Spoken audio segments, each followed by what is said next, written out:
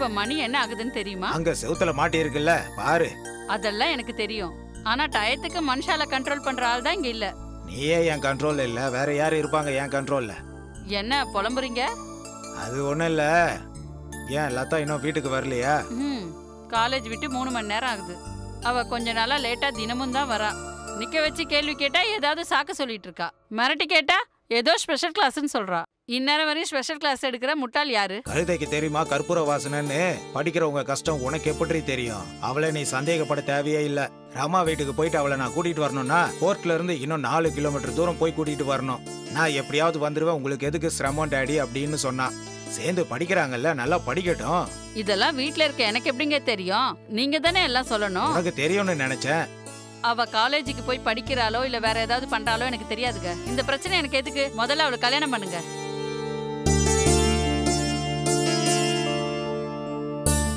அவ கல்யாணத்தை பத்தி உனக்கு என்னடி கவலை? நம்ம வீட்லயே ஒருத்தன் இருக்கான்ல, தாலி கட்ட சொன்னா கட்ட போறான். அப்படின்னா தாலி கட்டிட்டு சொல்லுங்க. எதுக்கு இப்படி அவசரப்படுற? அவனுக்கு மெடிசன் முடிக்கிறதுக்கே இன்னும் 2 வருஷம் ஆகும். அது வரைக்கும் நாம பொறுத்துக்கிட்டு இருக்கணும். நான் பொறுத்துக்கணும்னா நீங்க தான் அவளை கண்ட்ரோல் பண்ணி வைக்கணும். நான் என்ன சொன்னாலும் கேட்க மாட்டா. வளர்ந்துட்டால, செல்லம் கொடுக்கறத நிறுத்திட்டு என்ன ஏது நீங்களே அவளை கண்டிச்சு வைங்க. முதல்ல அவளை டயத்துக்கு வீட்டுக்கு வர சொல்லுங்க. சரிடி, இன்னைக்கு நான் அவகிட்ட சொல்றேன். சாய் வந்துட்டானா? வந்துட்டான். எதுக்கு? டிஃபன் சாப்பிடறதுக்கு தான். வருவாண்டி, இங்க அர்ஜென்ட் கேஸ் ஒன்னு இருக்கு. ஸ்டடி பண்ணிட்டு அதை முடிச்சதுக்கு அப்புறம் டிஃபன் சாப்பிட வருவான். அவனை படிக்க விடுங்க. இடையில உங்க வேலை எதுக்கு? அதுலயும் அவன் டாக்டர், நீங்க வக்கீல். 2 பேருக்கும் ஏதாவது சம்பந்தம் இருக்கா? இங்க யாருக்கு என்ன தொழில்ன்றது ஆர்குமெண்ட் கிடையாது. திறமை இருக்கா இல்லையான்றது தான் இங்க பாயிண்ட். அவன் வருங்கால மாப்பிள்ளை ஆனதுக்கு அப்புறம் எப்படி இருந்தாலும் பரவாயில்ல. இப்ப தேவையில்லாம பேசுவாங்க. இந்த பேச்செல்லாம் என் காதுல விழல. நீ போய் உன் வேலையை பாரு.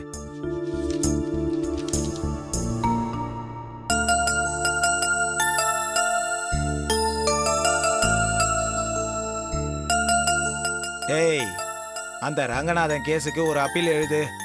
சொன்ன இல்ல மாமா, 1963ல அகமதாபாத்ல கொடுத்த தீர்ப்பு இருக்குல்ல, அதை வச்சு எழுதுறீங்க. டேய், அந்த ரெஃபரன்ஸ் அதுதான்டா. உன் கையெழுத்து நல்லா இருக்கும்னு எழுத சொல்றேன், எழுது. டேய், நீ எழுதிக்கிட்டு இரு, நான் போய் டிஃபன் சாப்பிட்டு வரேன்.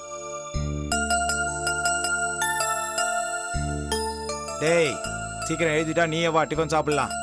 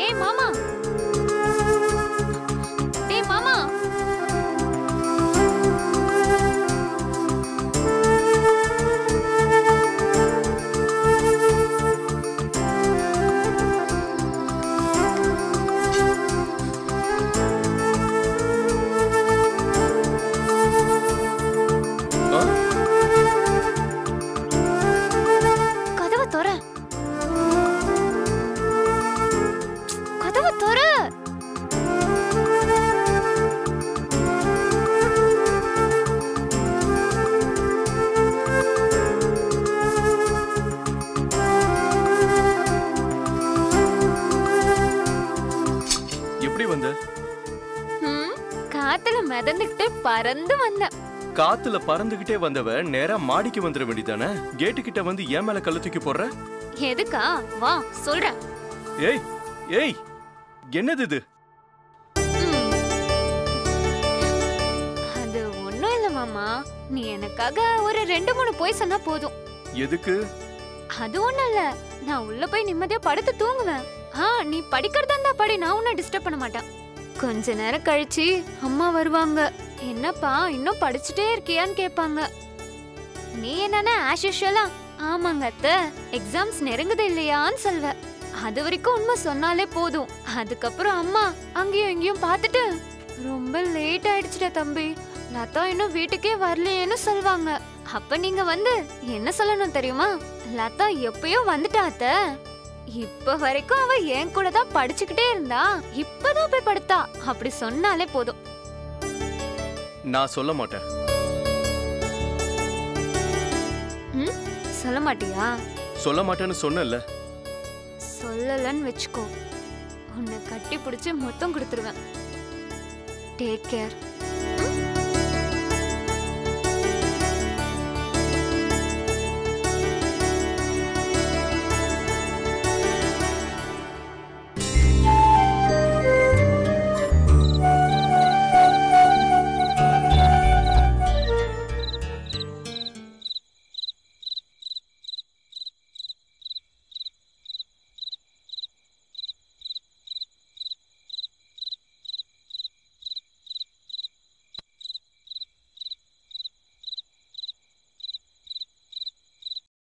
ஏன் தம்பி, இன்னுமா படிச்சுக்கிட்டு இருக்கீங்க? தூங்கலையா? இல்ல அத்தை, எக்ஸாம்ஸ் நெருங்குதுல, அதான் படிச்சுக்கிட்டு இருக்கேன்.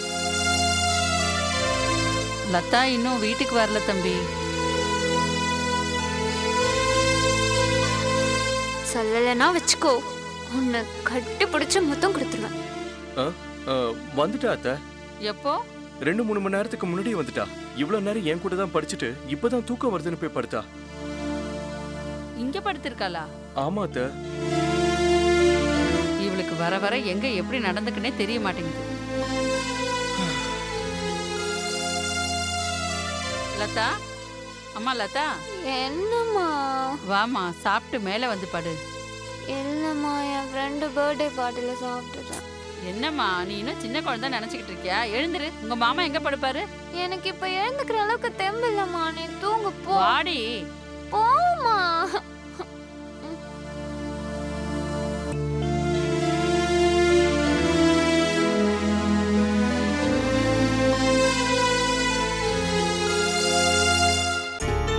தம்பி, அவளை எவ்வளவு எழுப்பினாலும் எழுந்துக்க மாட்டா.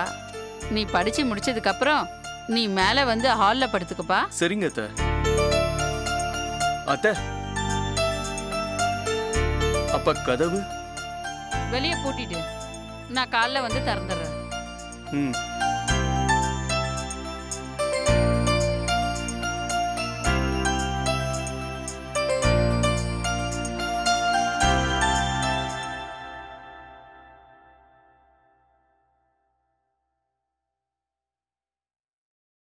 அம்மா, அம்மா, நான் மாமாவை கல்யாணம் பண்ணிக்க மாட்டேம்மா.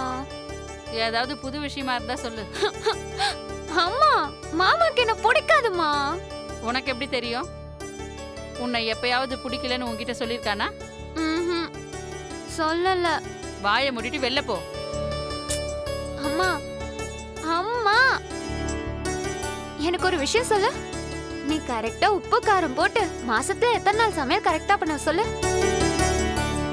ஃபீல் பண்ணாதம்மா, நம்ம 2 பேர் தானே இருக்கோம். பரவாயில்ல சொல்லு. ஒரு 2-3 நாள் வச்சுக்கிட்டுமா? ஒன்னும் இல்ல, ஒரு 4-5 நாள் நான் சமைச்ச சமையல் நல்லா இருக்குன்னு சாப்பிடுவாங்க. 4-5 நாள் எதுக்கு, ஒரு வாரம் போட்டுக்கோ. மீதி இருக்க 23 நாளும் நானும் அப்பாவும் சமையல் நல்லாவே இல்லைன்னு பிரச்சனை பண்ணிக்கிட்டே இருப்போம்.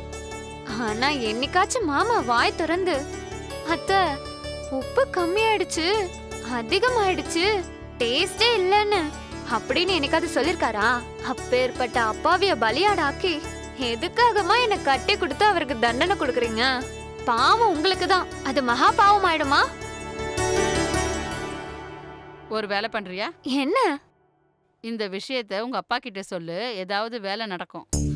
இல்லன்னா இந்த கிச்சன்லயே இருந்துகிட்டு இந்த செவத்துக்கு, இந்த டப்பாக்கு, கேஸ் ஸ்டவ்வுக்கு நான் மாமாவை கட்டிக்க மாட்டேன், மாமாவை கட்டிக்க மாட்டேன்னு சொல்லிட்டு எனக்கு நிறைய வேலை இருக்கு.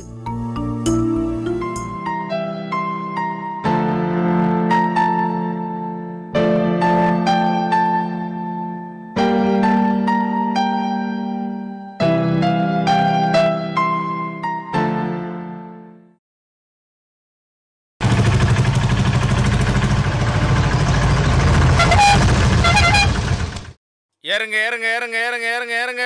எங்க போறீங்கம்மா? என்ன இது, இடமே இல்ல? உள்ளதல்லையோ உட்காருமா, உள்ளதல்ல கொஞ்சம் அட்ஜஸ்ட் பண்ணுங்கம்மா, கஸ்டமர் வராங்கல்ல. நீங்க போங்க, நான் வேற ஆட்டோல போய்க்கிறேன். அர்ஜென்ட்டா போகணுமாங்க? ஆமாங்க. சரி நீங்க போங்க, எனக்கு அர்ஜென்ட் வேலை எதுவும் இல்ல. ரொம்ப தேங்க்ஸ்ங்க. காசு கொடுங்க, காசு கொடு. தம்பி, அவரோட பணத்தை நான் தரேன், அவரை விடுங்க. சரி கிளம்பு கிளம்பு. Thank you.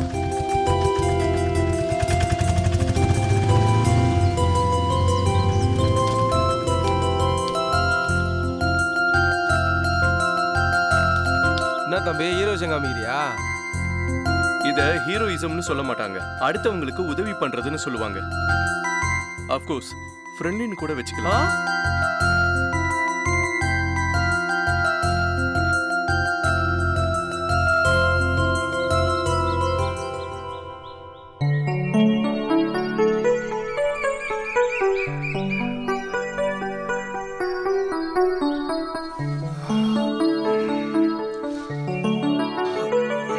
சுமதி,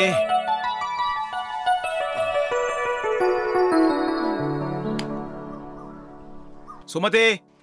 இதோ வந்துட்டேங்க. எங்கடி இருக்கா மக்கு? இதோ வரேங்க.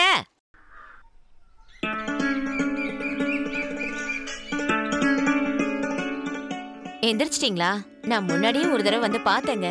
நீங்க தூங்கிட்டு இருந்தீங்க, அதான் எழுப்பல. உடம்பெல்லாம் பயங்கர வலிடி. ராத்திரி எல்லாம் தூக்கமே இல்ல. எப்படி தூக்கம் வரும்? வேலை விஷயமா ஊரெல்லாம் சுத்திக்கிட்டே இருக்கீங்க. ஊர்ல இருக்க பொம்பளைங்க கண்ணெல்லாம் உங்க மேலதான் இருக்கு. திருஷ்டி பட்டிருக்கோங்க, அதனாலதான் தூக்கம் வந்திருக்காதுங்க. நான் என்ன அந்த அளவுக்கு அழகனா திருஷ்டி பண்றதுக்கு? நீங்க எப்பவும் பொது மாப்பிள்ள மாதிரி இருப்பீங்கன்னு அந்த ராக்காய் சொல்லிட்டு இருப்பா. இந்த விஷயத்த அவ பொண்ணு சொல்லியிருந்தா எப்படி இருந்திருக்கும்? என்ன சொன்னீங்க? உடம்பெல்லாம் ரொம்ப வலிக்குதுடி. ஒரு நிமிஷம் இருங்க, நான் திருஷ்டி சுத்தி போடுறேன், வலி எல்லாம் சரியா போயிடும்.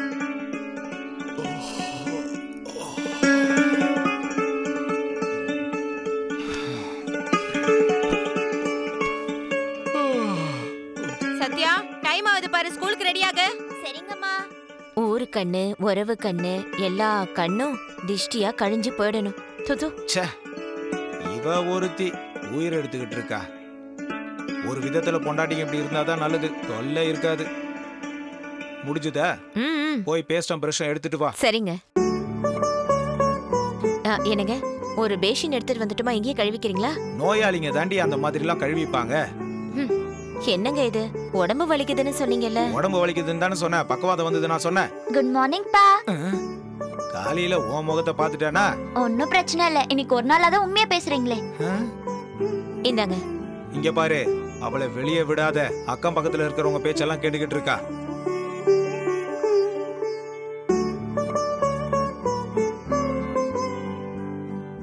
டவல் இந்தாங்க. வத்தி பெட்டி யாரு கொடுப்பா? உங்க அப்பனா? மறந்துட்டேங்க. புருஷன் மேல அக்கறையே இல்லாம போச்சு. பேர் மட்டும் சத்திய சுமதி, ஆனா செயல்ல மக்குமதி. ஏண்டே, இதுல இன்னொரு சிகரெட் இருக்கணுமே, நீ ஊதிட்டியா? அடக்கடவுளே, என்னங்க இப்படி கேக்குறீங்க? போதும், ஓவர் ஆக்ஷன் பண்ணாத. இங்க வா. என்னங்க? பீரோல பணம் எடுத்த விஷயத்தை அக்கா கிட்ட சொல்லிட்டியா? ஐயோ, நான் எதுக்குங்க சொல்ல போறேன்? நீங்க காசு மாலை செஞ்சு தரதா மட்டும் சொன்னேன். அதை எதுக்குடி சொன்ன? உங்க அக்கா சந்தோஷப்படுவாங்கன்னு சொன்னங்க. சந்தோஷம் இல்ல, சந்தேகப்பட்டு கணக்கு கேட்டாங்க. கமலேஷ் தம்பி, என்னாச்சுரா?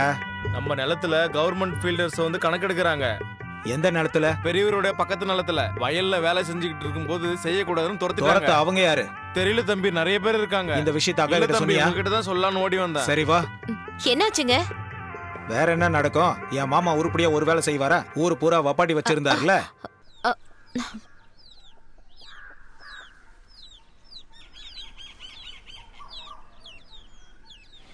ரவி, இது எவ்வளவு இருக்குன்னு பாரு.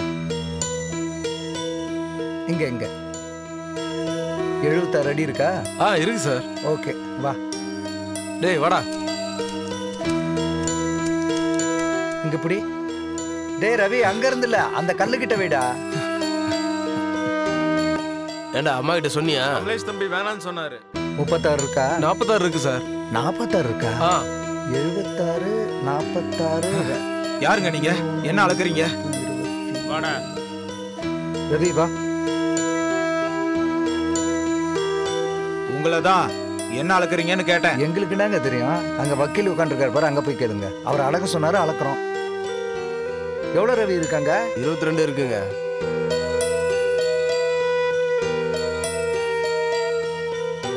டேய் இங்க வா. டிராக்டர் என்னடா ஆச்சு? வேலையை நிப்பாட்டு சொன்னாங்களா? டிராக்டர்காரன் போயிட்டான். அவனை கூப்பிடு. வேலையை நிப்பாட்டாத, போ. சரிங்க தம்பி.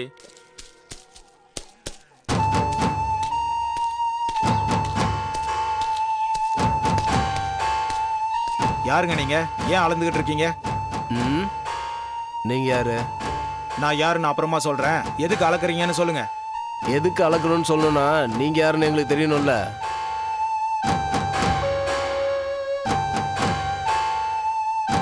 என்னோட பேரு கமலேஷ். ஓ, கமலேஷ்ன்றது நீங்க தானா? Very glad to meet you.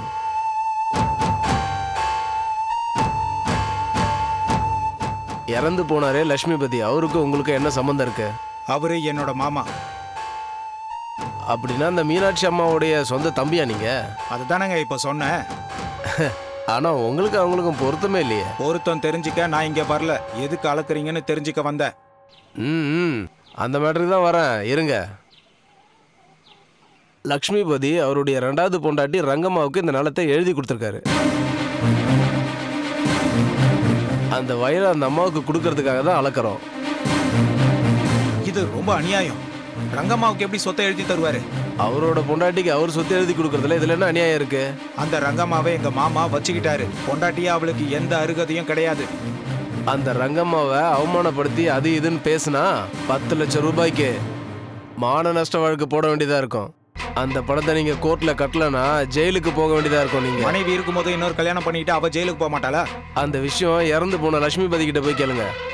போய் அவர் அரெஸ்ட் பண்ண வச்சு அவருக்கு கடுங்காவல் தண்டனை வாங்கி கொடுத்துருங்க. லாயர் சார், நெக்கல் பேச்சு வேண்டாம். இறந்தவரை நம்ம என்ன பண்ண முடியும்? இறந்து போனவர்ன்றதுனால தான் இந்த பத்திரத்து படி நாம நடக்கணும். என்ன பத்திரம்? அதுபடி நாங்க ஏன் நடந்துக்கணும்? இந்த நீங்களே பாருங்க, அந்த கையெழுத்து உங்க மாமா தான் இல்லையான்னு செக் பண்ணுங்க. இந்த பத்திரம்லாம் உங்க மாமா சாகிறதுக்கு முன்னாடி எழுதி வச்சது. ரிஜிஸ்டர் ஆஃபீஸில் ரிஜிஸ்டர் ஆயிருக்கு. உங்களுக்கு தேவைப்பட்டா நீங்க அங்க போயிட்டு காசு கட்டி டூப்ளிகேட் காப்பி வாங்கி படிச்சுக்கங்க. முதல்ல இங்கிருந்து கிளம்புங்க. எங்க வேலையை தடங்கல் பண்ணாதீங்க. அப்படி பண்ணீங்கன்னா குற்றமாயிடும்.